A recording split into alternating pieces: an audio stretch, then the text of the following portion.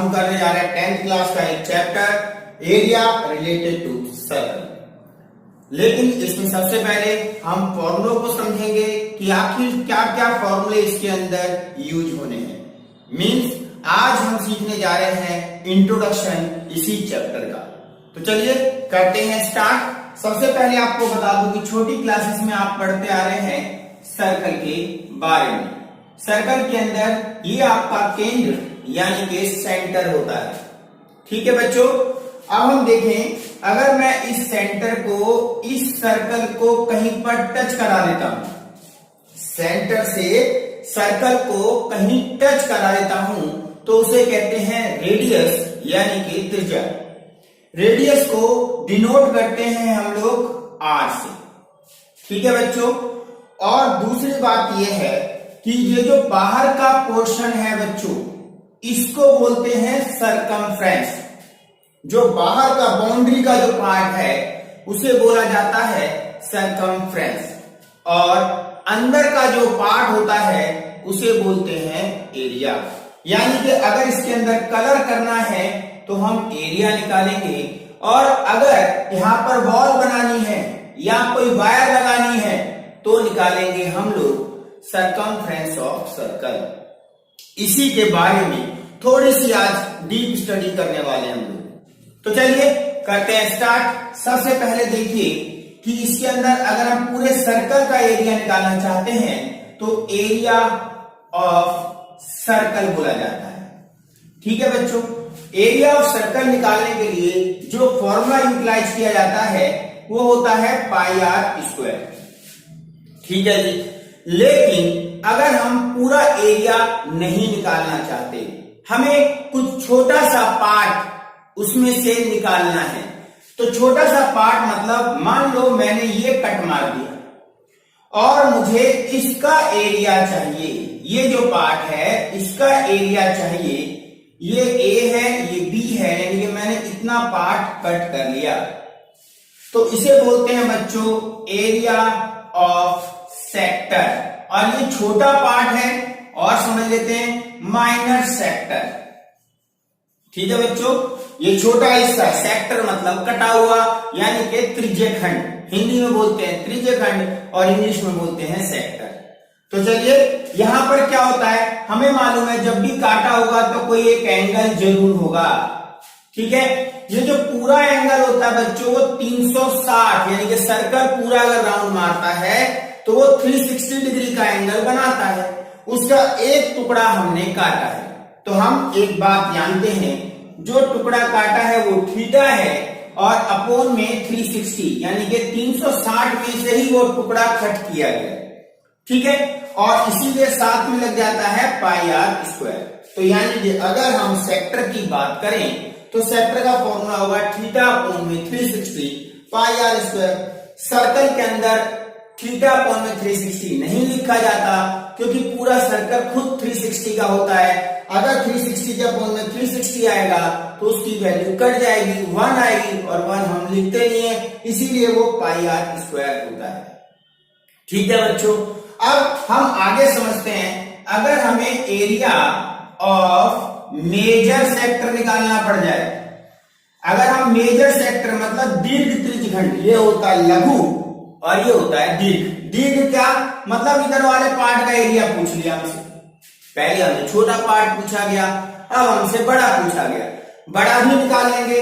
हमें पता है पूरा एंगल कितने डिग्री का होता है, 360। उसमें से नीचे वाला एंगल कितना है, थीटा, वो माइनस कर देंगे। अपोन में बच्चों 360, और फिर फॉर्मूला लग जाएगा पाई आर स्क्वायर। यानी कि मेजर सेक्टर में आपको फॉर्मूला लगाना है 360 माइनस थीटा अपोन में 360, और बच्चों डिग्री जरूर लगाना, ये चीज एंगल को डिनोट करेगी।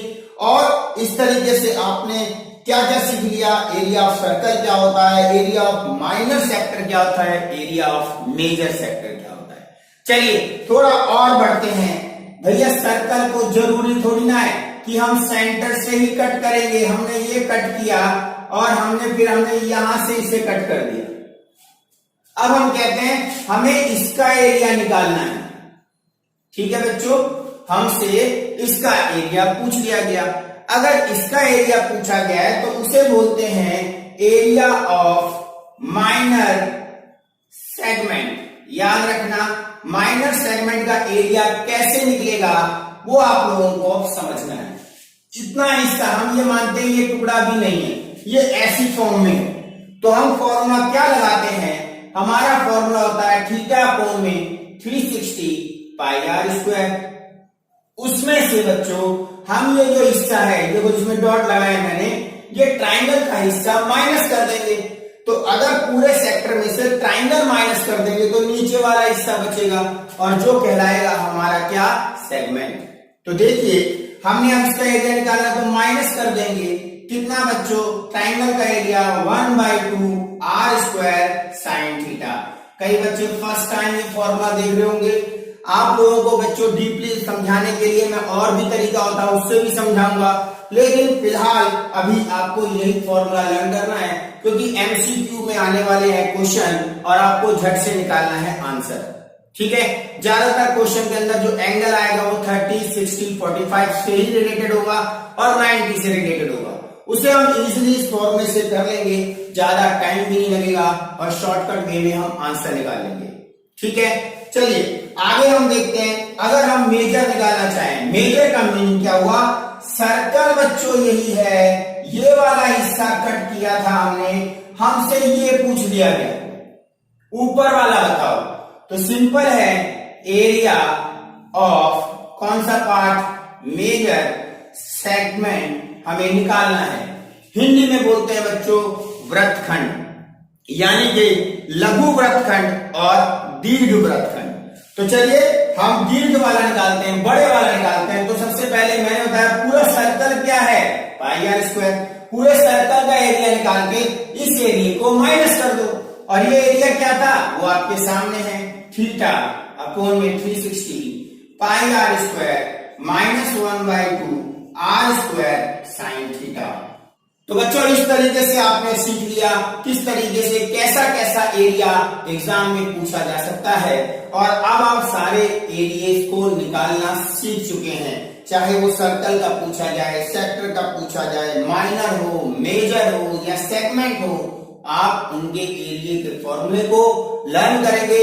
नेक्स्ट वीडियो में हम आपके लिए ये भी लेकर आएंगे कि क्वेश्चंस को सॉल्व कैसे करना है, लेकिन उससे पहले अभी एक पार्ट बाकी है और उसे कहते हैं हम लोग सरकमफ्रेंस। तो सरकमफ्रेंस के ऊपर डिस्कस करते हैं। एरिया समझ लिया है, सरकमफ्रेंस भी ऐसे ही आप इजीली समझेंगे। तो चलिए करते हैं स्टार्ट। तो देखिए बच्चों, ये है आपके पास बच्चों एक सर्कल और सर्कल का ये है बच्चों सेंटर। अब हमें क्या करना है, अब क्या करना है, हमें बाहर वाले हिस्से को समझना है। तो पहले हम देखते हैं कि आखिर सरकमफ्रेंस ऑफ सर्कल होता क्या है।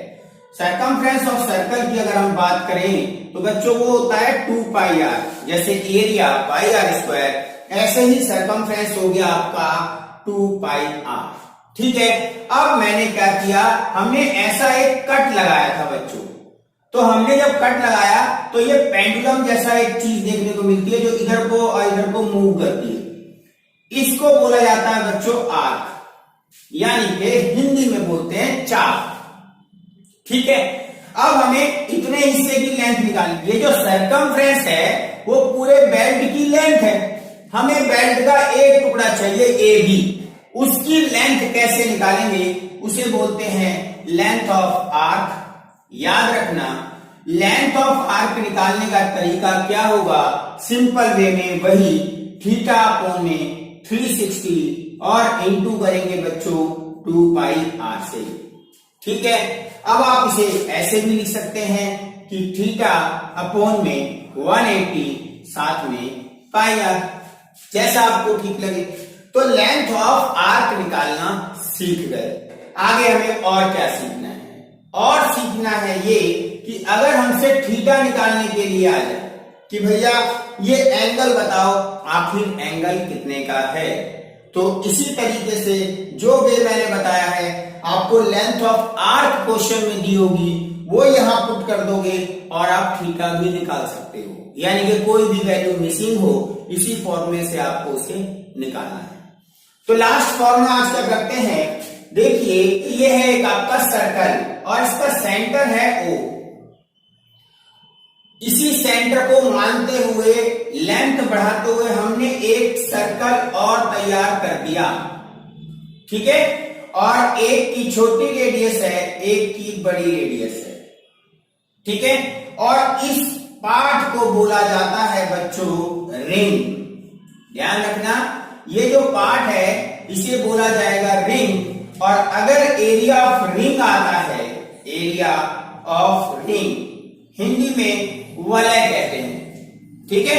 एरिया ऑफ रिंग कैसे निकालते हैं, तो आप लोगों ने याद रखना है, बड़े सर्कल यानी कि पाई आर स्क्वायर में से छोटे सर्कल यानी कि पाई आर स्क्वायर को माइनस करेंगे, तो रिंग का फॉर्मूला बनेगा pi common capital r square minus small r square. इस तरीके से बच्चों हमने एरिया रिलेटेड टू सर्कल के सारे फॉर्मूलों को समझ लिया। वीडियो आपको अच्छी लगी है, लाइक कीजिएगा, सब्सक्राइब कीजिएगा और वीडियो को फॉरवर्ड भी कीजिएगा, ठीक है बच्चों। इसके साथ साथ मेरी educationsing.com के नाम से वेबसाइट भी है, यहाँ पर हर चैप्टर के एमसीक्यू के टेस्ट भी डले हुए हैं, आप वहां से अपनी परफॉर्मेंस को चेक भी कर सकते हैं। साथ ही साथ बहुत सारे एमसीक्यू की आप प्रैक्टिस भी कर सकते हैं, एक्सप्लेनेशन के साथ में वहां पर सॉल्यूशन भी आपको मिल जाएंगे। तो चलिए मिलते हैं आपसे नेक्स्ट वीडियो।